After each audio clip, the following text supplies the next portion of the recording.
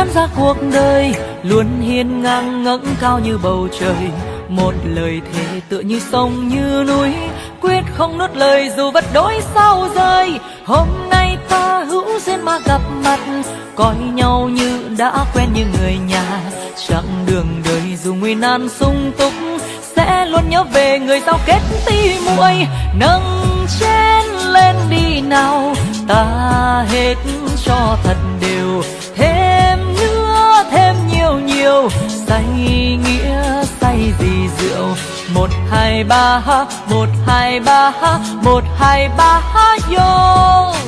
1 2 3 1 2 3 1 2 3 vô.